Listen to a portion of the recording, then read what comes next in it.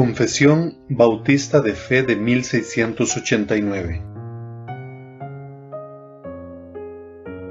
Capítulo 12. De la adopción. Párrafo 1.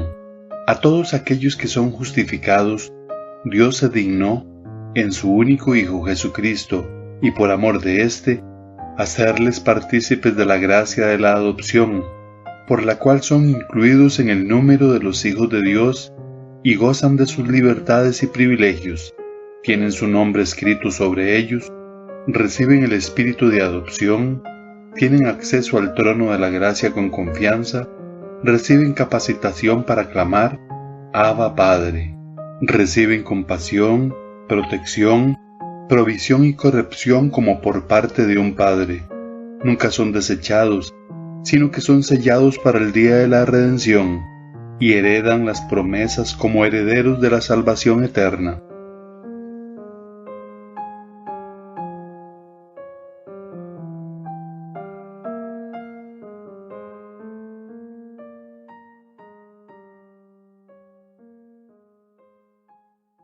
El día de hoy, hermanos, vamos a ver la adopción.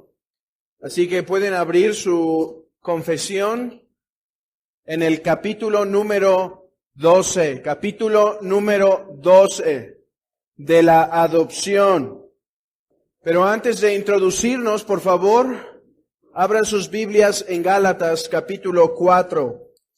Pero cuando vino el cumplimiento del tiempo, Dios envió a su Hijo, nacido de mujer y nacido bajo la ley, para que redimiese a los que estaban bajo la ley, a fin de que recibiésemos la adopción de hijos.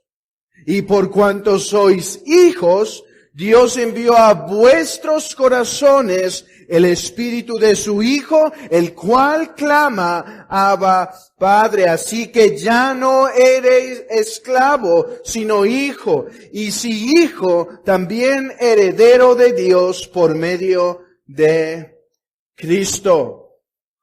Hermanos, este pasaje creo es un pasaje clave para entender la adopción que recibimos.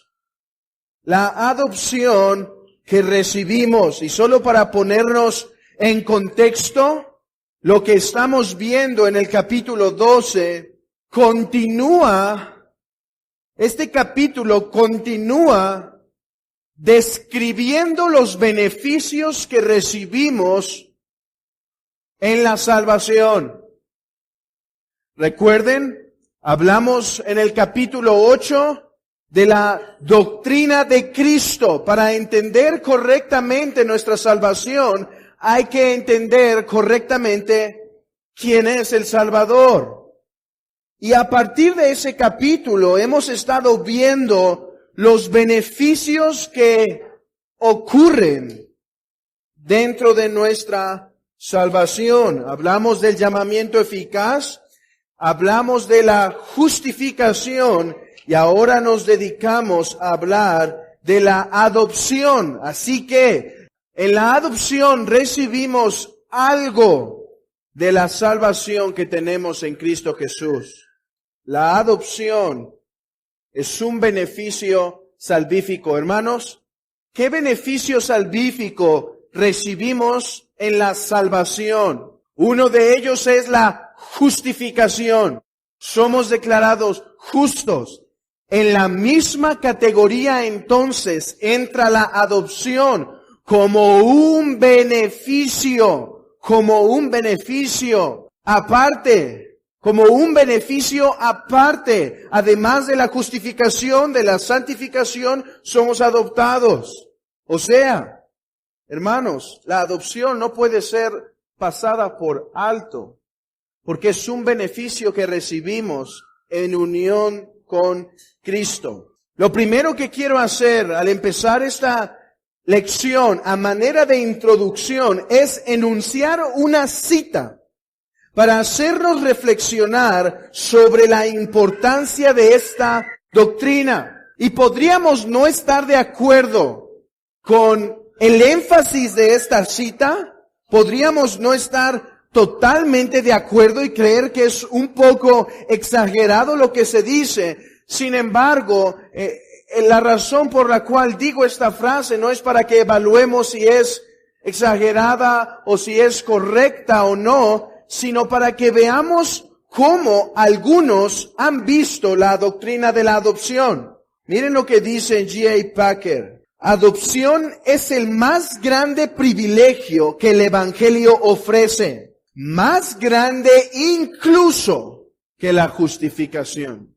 Es fuerte lo que dice, pero J.I. Packer ve la adopción una joya. Ve la adopción algo que, si no más importante, y ahí es donde yo creo que se puede volver peligroso y erróneo, si no más importante, sí se encuentra en la misma categoría de importancia que la justificación. Miren, no solo J.I. Packer considera la adopción como algo especial. Juan Calvino llama al Evangelio, escuchen esto, Juan Calvino llama al Evangelio el Evangelio de la adopción. Recordando aquí, J.I. Packer, no la traía escrita esta, pero recordando, J.I. Packer dice algo semejante a Calvino. Dice, como podemos resumir las bendiciones que recibimos en el Evangelio es adopción a través de propiciación. Adopción a través de sacrificio. Y Juan Calvino, para regresar al punto, llega a resumir los pactos de Dios como los pactos de la libre adopción de Dios. Para algunos, la adopción ha jugado un papel de suma importancia.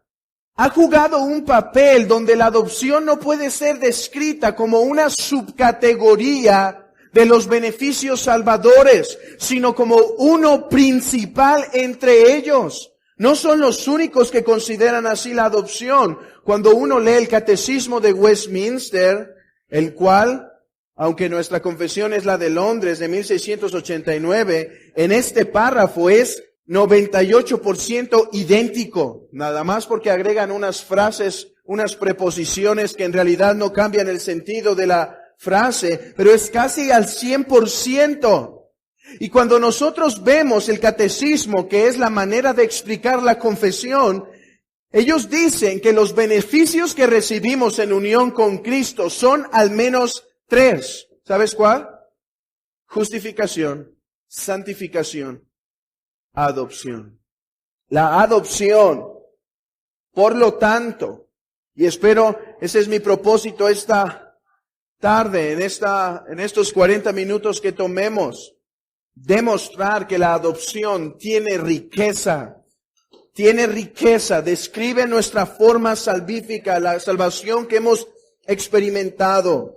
Una pregunta al escuchar estas frases, una pregunta que deben hacer en nuestros corazones es, ¿qué es lo que ellos veían en la adopción para ver esta doctrina con tanta apreciación? Hermanos, sufrimos nosotros sufrimos de una cierta apreciación de la adopción en nuestras mentes y corazones, tanto que la mayoría de los que estamos aquí no podríamos predicar el Evangelio bajo el concepto de la adopción.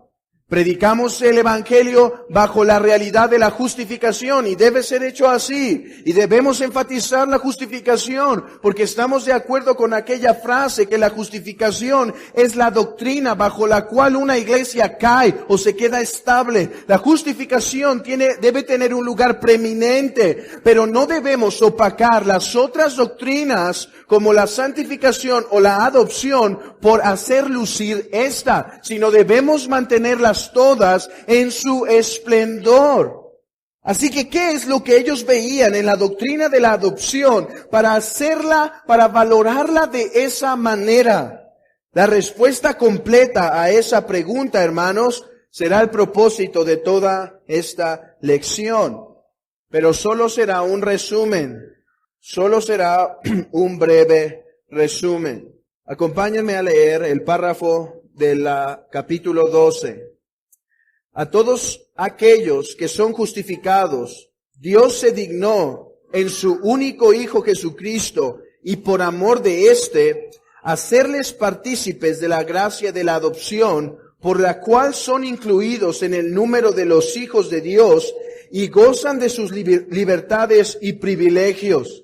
Tienen su nombre escrito sobre ellos, reciben el espíritu de adopción, tienen acceso al trono de la gracia con confianza, reciben capacitación para clamar Abba Padre, reciben compasión, protección, provisión y corrección como por parte de un padre. Nunca son desechados, sino que son sellados para el día de la redención y heredan las promesas como herederos de la salvación. Lo primero que tenemos que decir de este capítulo es que este capítulo se levanta como un capítulo excepcional en los credos históricos. Este capítulo se levanta como un capítulo excepcional en los credos y podríamos decir en la teología de la historia de la iglesia. No solo por su precisión, sino que, hermanos, durante 15 siglos, la doctrina de la adopción no tuvo un trato particular en la iglesia. No tuvo un trato particular en la iglesia. Ireneo es uno de los pocos que enfatiza la doctrina de la adopción. Y si ustedes conocen a Ireneo es conocido como el teólogo bíblico de la iglesia primitiva. Por teólogo bíblico, o sea, que él trazaba el evangelio desde Génesis hasta el Antiguo Testamento. Una visión cristocéntrica desde el Antiguo Testamento. Uno lee sus escritos y es maravilloso que lo que muchos teólogos están descubriendo hoy en día, Ireneo ya lo podía masticar. Así que Ireneo se levanta en 15 siglos como único en su especie en enfatizar la teología del evangelio en la adopción. Orígenes y Atanasio manejaron un lenguaje de la adopción, un lenguaje paternal, pero nunca lograron un concepto vasto de la adopción. De ahí, de estos tres hombres, tenemos que saltar hasta Martín Lutero. Martín Lutero en el 1500 deja ver un despertar en la doctrina de la adopción. Lo vemos en su catecismo y en su comentario de Primera de Juan, cuando dice, no es suficiente que digamos que somos amigos. No, Juan dice que nosotros somos llamados hijos de Dios.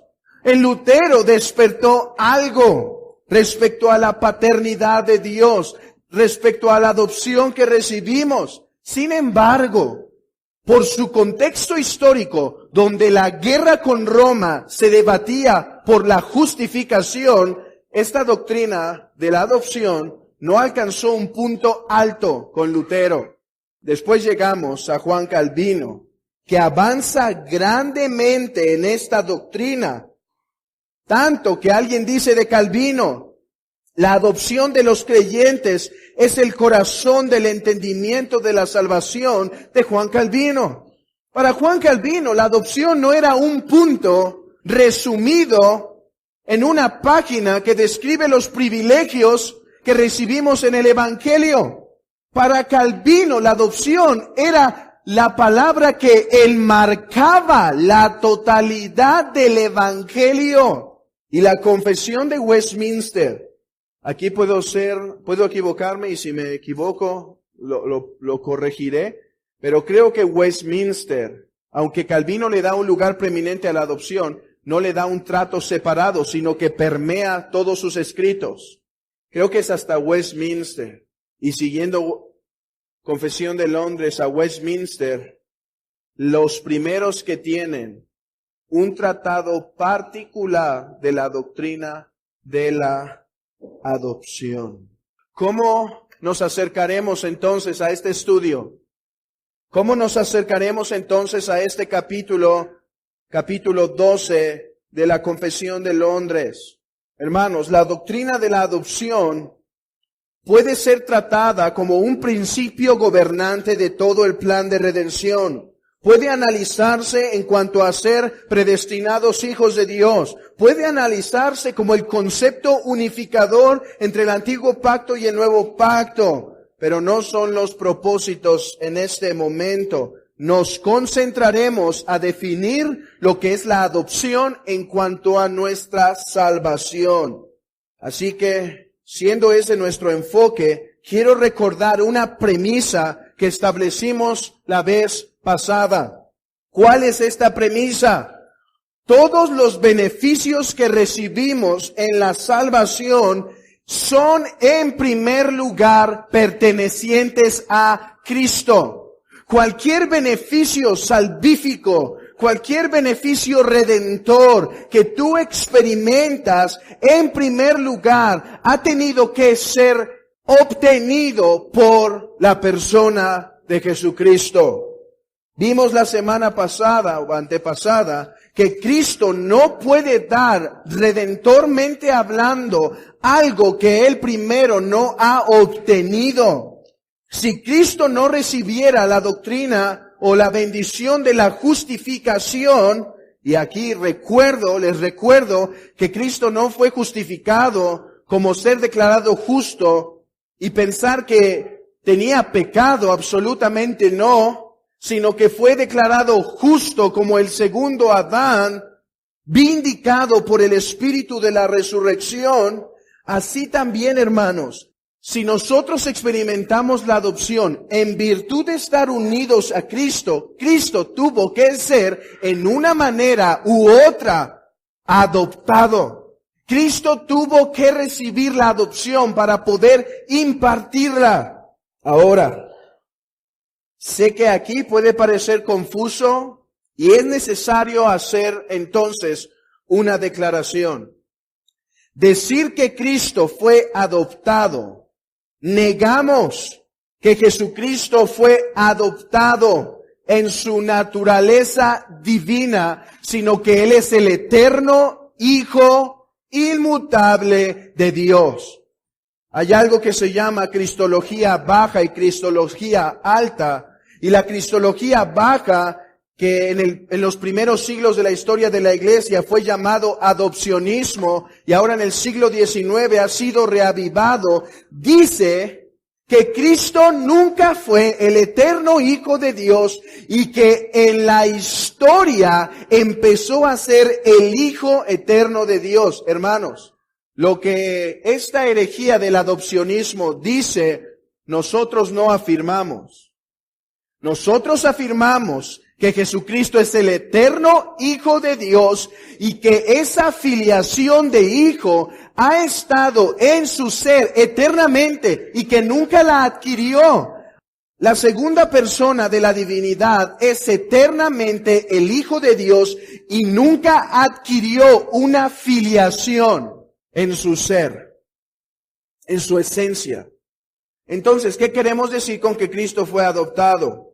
Cristo, como el segundo Adán, es adoptado y declarado Hijo de Dios. No en su divinidad, porque Él es eternamente el Hijo de Dios, pero como el segundo Adán. Es más, hermanos, Cristo no podía llegar a ser el Hijo de Dios en la historia de la redención si primero no era el eterno Hijo de Dios en la eternidad pasada. Esas palabras trataban de aclarar el punto, pero probablemente estamos más confundidos. Así que vamos a Romanos 1:4. Romanos 1:4, desde el versículo 3. Acerca de su Hijo, nuestro Señor Jesucristo, que era del linaje de David según la carne, que fue declarado Hijo de Dios con poder según el Espíritu de Santidad por la resurrección de los muertos.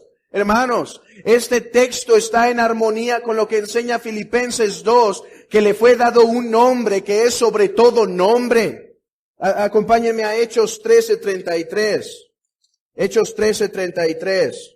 Desde el 32. Y nosotros también os anunciamos el evangelio de aquella promesa hecha a nuestros padres, la cual Dios ha cumplido a los hijos de ellos, a nosotros, resucitando a Jesús, como está escrito también en el Salmo 2, mi hijo eres tú, yo te he engendrado hoy. Estos hablan de acontecimientos adquiridos por Cristo en virtud de haber sido resucitado.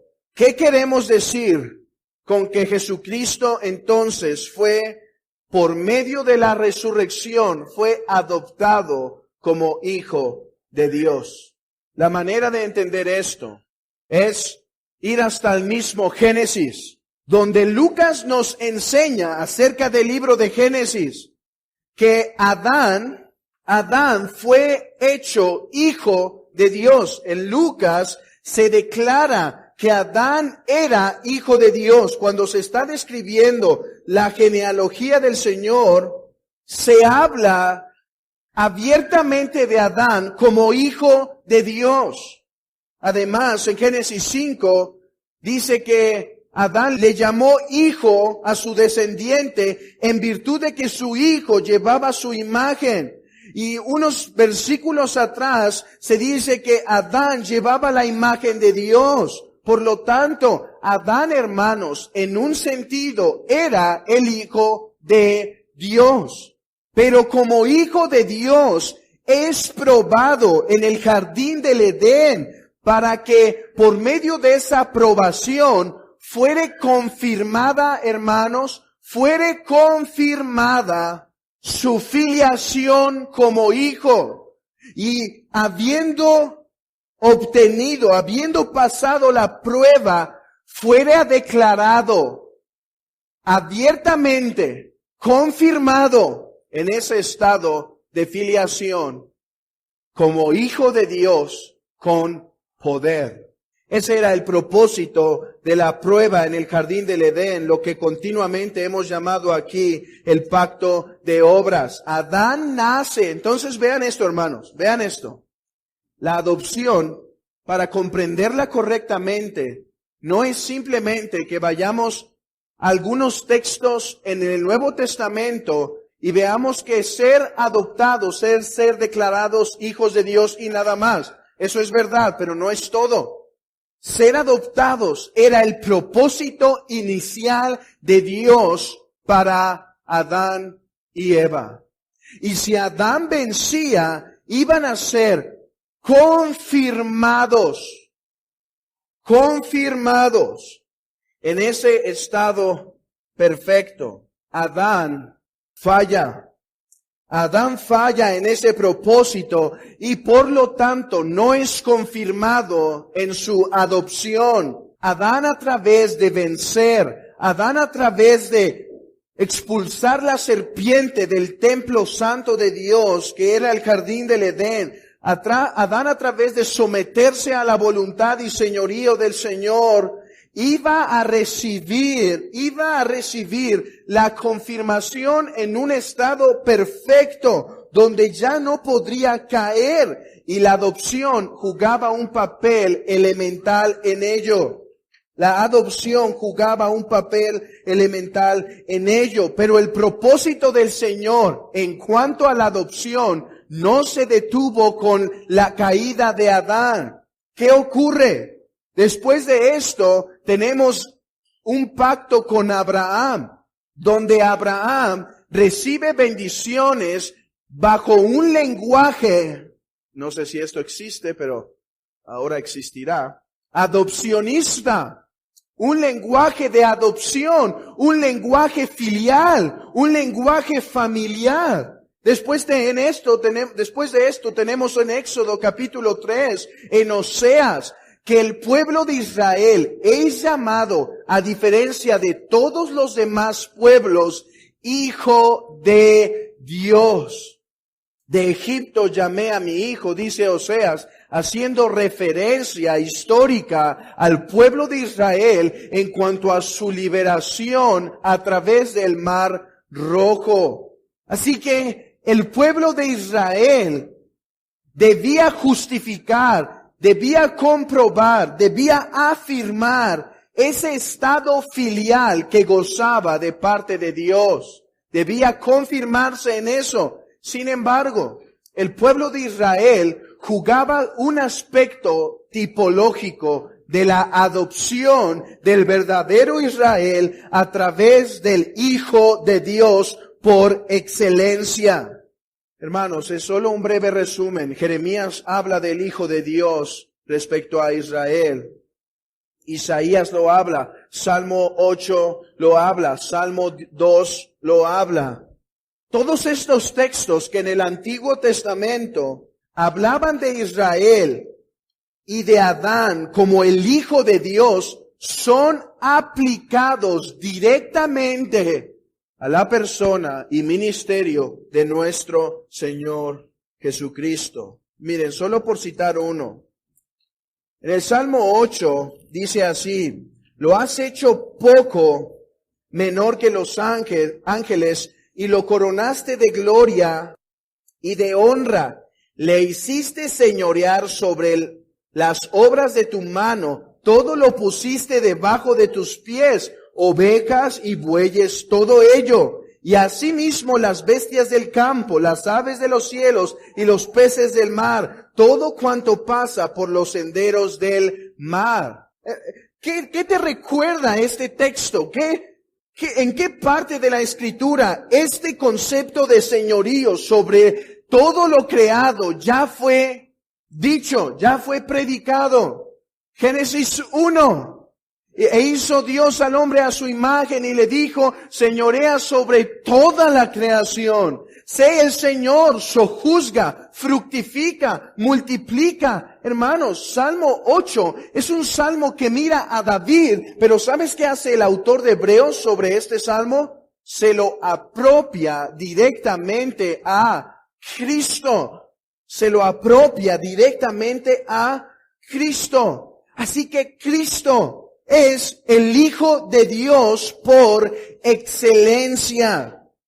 Gálatas 4:4 fue el texto que leímos para comenzar. Pero cuando vino el cumplimiento del tiempo, Dios envió a su Hijo, nacido de mujer y nacido bajo la ley, para que redimiese a los que estaban bajo la ley, a fin de que recibiésemos la adopción de hijos. Vean esto, hermanos. Es maravilloso y espero ser lo más claro con esto. Al todos nosotros estar unidos, Adán como nuestro representante de la humanidad, como nuestro representante legal, y él haber sido hecho hijo de Dios, pero fallar en su prueba y no ser confirmado, sino al contrario, en vez de ser hecho hijo de Dios, se vuelve hijo del pecado, y todos nosotros con él. Entonces el autor de Gálatas, el apóstol Pablo, dice que a fin de que redimiese a esos que estaban bajo la ley, hablando específicamente o hablando en términos del pacto mosaico, a fin de que recibiésemos la adopción, fue que Jesucristo se tuvo que hacer carne. Fue que la segunda persona de la divinidad tuvo que habitar en un cuerpo de carne. Hermanos, he aquí la importancia de todos los evangelios sinópticos. Los evangelios sinópticos no son simplemente bonitas historias para leer a nuestros hijos antes de dormir. Los evangelios sinópticos narran el cumplimiento de Cristo como el segundo Adán, como el Hijo de Dios, uno que no falla como Adán en el jardín del Edén, sino uno que vence en el desierto, y a causa de vencer, en virtud de representar a todos los elegidos, es declarado Hijo de Dios con poder. Lo que Adán no pudo adquirir, Cristo lo adquiere. Hermanos, esa es la razón por la cual una vez Cristo es bautizado, se escucha una voz del cielo que dice: este es mi Hijo amado en el cual tengo complacencia. Cristo en su persona. Es aquel que agrada al Padre en todo y obedece al Padre en todo, de tal manera, hermanos, de tal manera que obtiene la adopción, la justificación y la santificación, todos los beneficios redentores por su pueblo. Así como Adán debía pasar por un proceso de madurez a través de la aprobación, así el autor de Hebreos nos enseña que Cristo tenía que pasar por un proceso de madurez y perfeccionamiento a través de la prueba, tribulación, angustia, dolor. Lo enseña el autor de Hebreos en Hebreos capítulo 5 que para ser sumo sacerdote tuvo que ser perfeccionado, hermanos. Esto sería muy peligroso decir si las mismas escrituras no lo testificaran, pero debemos saber algo. Ese es el valor, esa es la hermosura. Eso exalta y resalta el sacrificio de nuestro Señor Jesucristo, que no era suficiente, hermanos, no era suficiente que Cristo se encarnara y muriera como bebé, sino que debía vivir como hijo de Dios.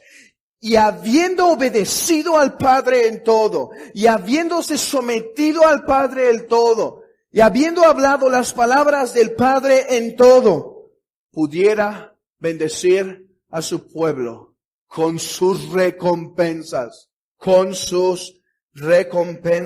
Ve lo que dice el texto. Cuando vino el cumplimiento del tiempo, Dios envió a su Hijo, nacido de mujer y nacido de la ley, para que redimiese a los que estaban bajo la ley. La manera, mira esto, el pueblo de Israel es sometido bajo un pedagogo, la ley ceremonial, y podríamos decir la ley como un todo. Servía al pueblo de Israel como un maestro, como un pedagogo, debido a que Israel no había alcanzado la madurez. Mira cómo dice, pero también digo esto, entre tanto que el heredero es niño, él nada difiere del esclavo, aunque es señor de todo, sino que está bajo tutores y curadores hasta el tiempo señalado por el Padre. Y dice, lo asimila eso a Israel. Así también nosotros, cuando éramos niños, estábamos en esclavitud bajo los rudimentos del mundo. Y aquí rudimentos del mundo se refiere al sistema ceremonial de la ley del pacto mosaico. El pueblo de Israel fue enseñado, y aunque era hijo, vivía en una manera bajo el señorío del pedagogo. Pero hermanos, una vez Cristo llega, una vez Cristo viene como el verdadero Israel, como el verdadero Hijo de Dios, libera al pueblo de ese pedagogo. ¿Para qué? Versículo 6. Y por cuanto sois hijos, Dios envió a vuestros corazones el Espíritu del Hijo, el cual clama, Abba, Padre. ¿Para qué?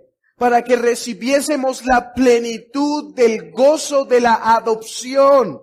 No digo con esto que los verdaderos creyentes en el antiguo pacto no gozaban de la adopción en una manera.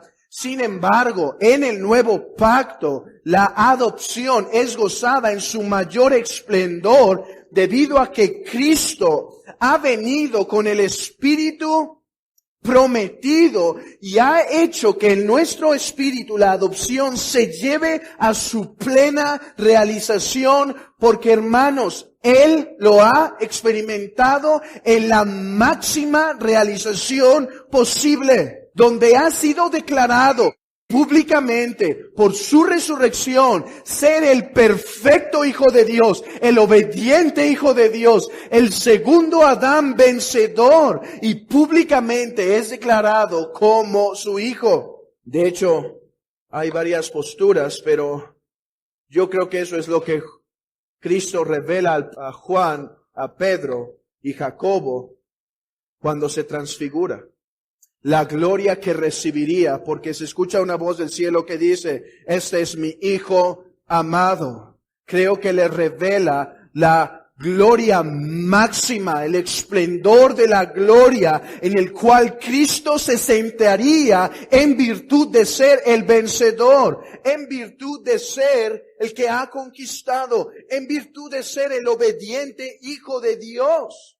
Espero que podamos ver que no podemos recibir ningún beneficio de la salvación si primero no fue gozado y adquirido y experimentado en una manera distinta, es verdad, pero en primer lugar en la persona de Cristo. Hermanos, Él es nuestro segundo Adán. El eterno Hijo de Dios es perfecto en esencia, igual al Padre, Dios de Dios.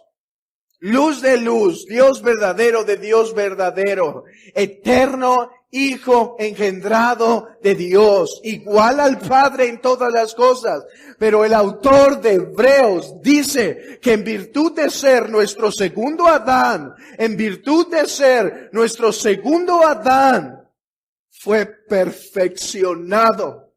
Tenía que aprender por el sufrimiento para ser el perfecto Hijo de Dios. Hermanos, eso es maravilloso. Eso es la encarnación. De eso se trata. Eso es la gran humillación.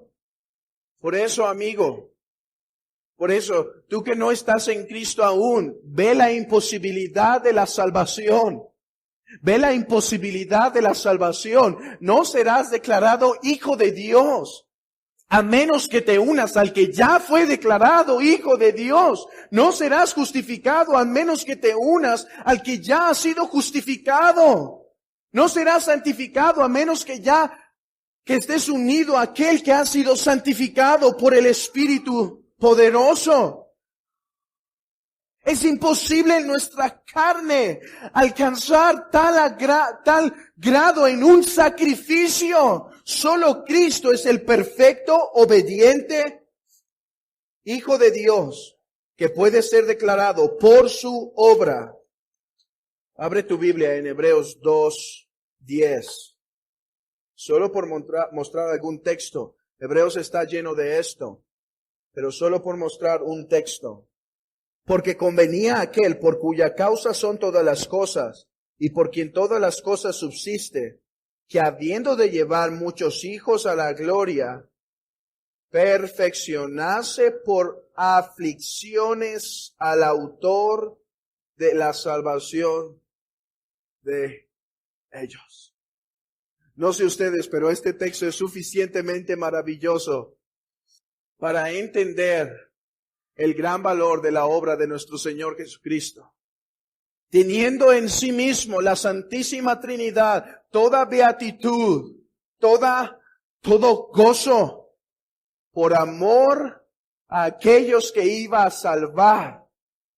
Camina en esta tierra siendo perfeccionados en aflicción para poder redimir a aquellos que se encontraban en el lazo de Satanás, como lo dice después. En versículo 15 y 16, quiero terminar enfatizando los privilegios que recibimos en nuestra adopción. Pero me he tardado un poco en establecer esto, porque deseo algo, hermanos. Saben, a lo largo de la historia, la doctrina de la adopción se subcategorizó como un elemento más de la justificación. O sea, decir ser adoptados era sinónimo a decir ser justificados. Pero hay una riqueza especial en la adopción. Y la razón por la que nos hemos tardado un poco en establecer esto es la siguiente razón, hermanos. ¿Deseamos que nos regocijemos en las bendiciones que recibimos en la salvación? Sí. Pero que no veamos las bendiciones de la salvación como lo máximo, sino la persona que recibimos y con Él todas esas bendiciones, hermanos, en unión con Cristo. Pero es solo porque en su persona hay tal belleza, tal riqueza, tal sabiduría, tal poder, tal santidad, tal adopción, tal justicia. Es que nosotros recibimos la plenitud de sus bendiciones. Veamos la persona de Cristo, amemos y gocémonos en las bendiciones, pero veamos que es su persona, hermanos. Es por estar unidos a esa preciosa persona, el eterno Hijo de Dios, hecho carne por amor a los pecadores, perfeccionados a través de sufrimiento y aflicción, que podemos ser llamados hijos de Dios. Es solo por eso, hermanos. Es solo por eso. Por eso es que es importante detenernos un momento y ver que la adopción es recibida por nosotros solo porque el eterno Hijo de Dios fue adoptado por el Padre, por amor a los pecadores. Hermanos, para tratar de explicar y que no haya ni una confusión en esto, si Cristo no se hubiese encarnado, estamos hablando de la suposición, Él era el eterno Hijo de Dios, ¿sí? En su ser se llama, no me gusta introducir palabras técnicas, pero a veces es necesario, hermanos. Pero la segunda persona de la Trinidad es Hijo de Dios ontológicamente, o sea, en su ser mismo eternamente. Pero en la economía de la redención fue declarado Hijo de Dios funcionalmente. Y es en esa declaración funcional de ser hechos hijos de Dios que nosotros podemos participar de la adopción. Tengamos cuidado con afirmar que somos declarados hijos de Dios porque Él es el eterno Hijo de Dios. Hay cierta verdad, porque si no era Él el eterno Hijo de Dios, no pudiera ser el funcional Hijo de Dios. Pero no mezclemos la divinidad con la creación nosotros. Él es el eterno Hijo de Dios y no nos convertimos, Él no nos transfiere ese beneficio que solo pertenece a su ser. ¿Estamos claros en eso? Eso solo le pertenece a Él, es exclusivo de Él. Jamás seremos declarados hijos de Dios como Él es Hijo de Dios eternamente en su ontología como la segunda persona de la Trinidad. Somos participantes de su adopción en virtud de su adopción funcional. Veamos los beneficios y la riqueza de la adopción. Y aquí es importante comparar la justificación, la santificación y la adopción. La justificación, hermanos, es un acto forense de Dios. O sea, es legal, enteramente forense, hermanos.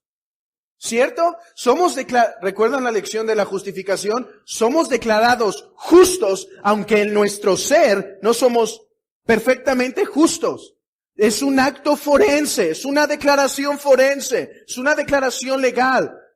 El catolicismo, como lo explicamos, cree que somos declarados justos porque verdaderamente lo somos, moralmente, como ellos lo creen.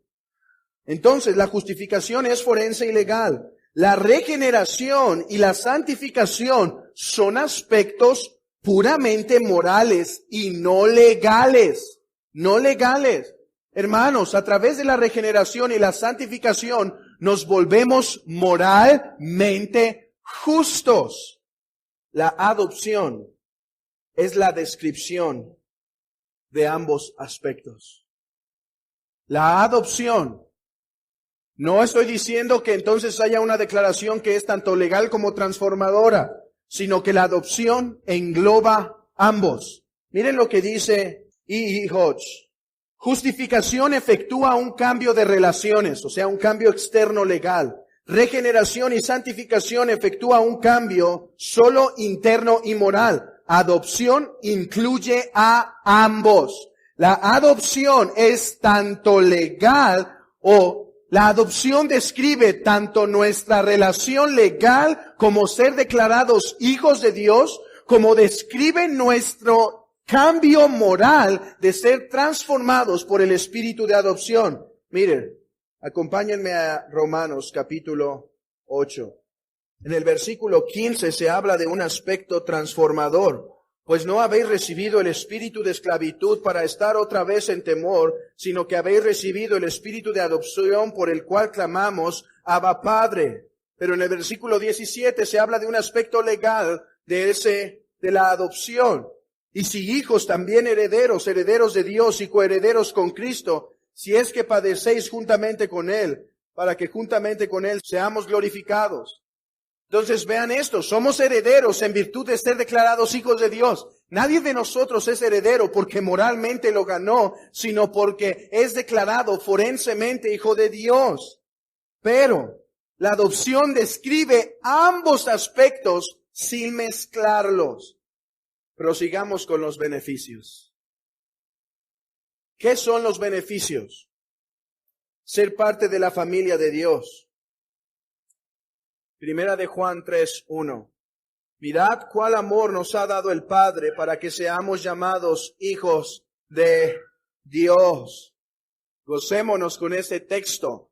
Por naturaleza, todos nosotros somos hijos de ira, dice un puritano, hijos de Belial, hijos de Adán, hijos del pecado y de la muerte. Nosotros somos cortados de esta familia para no ser ya más contados entre ellos. Y somos tomados a la familia de Dios como hijos e hijas, de manera que estamos unidos a Él para siempre. Hermanos, esto es sumamente importante. La adopción nos da la bendición de ser declarados hijos de Dios y pertenecer a la familia. Y esto es importante porque Gálatas enseña algo. Y también lo enseña Juan. El esclavo no queda en la casa. El hijo sí, pero el esclavo no. El esclavo es echado, pero el hijo permanece para siempre. El esclavo no queda en la casa para siempre. El hijo sí. El hijo sí queda para siempre. Es una de las bendiciones que recibimos, estar contados en la familia de Dios. Además, se nos da el privilegio de llamarlo Padre y además se nos da un nombre especial. Somos conocidos por el Padre como sus propios hijos y se nos da el privilegio de llamarlo Abba Padre de la manera más íntima. Es por eso que Jesucristo, hermanos, esto fue un shock para el pueblo judío.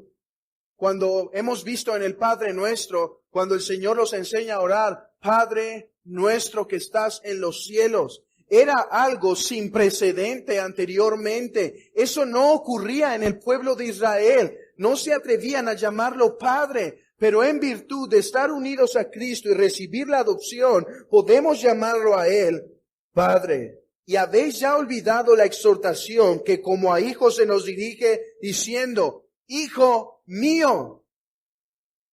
Hermanos, una cercanía directa por el Padre, por el eterno Dios como nuestro Padre. Además, se nos da el espíritu de adopción por el cual somos consolados, somos confirmados respecto a nuestra futura redención. Esto no lo puede clamar el demás pueblo. Dios no es Padre de toda la humanidad en el sentido redentor. Es Padre de toda la humanidad en un sentido de que toda la humanidad es sus criaturas, pero no todos son sus hijos. De esta manera redentora. Pero el cristiano puede clamar al Padre, a su Padre, del cual ha sido adoptado. Padre, según el espíritu de adopción que he recibido, confirma en mí esta bendita salvación. Confirma en mí la futura resurrección.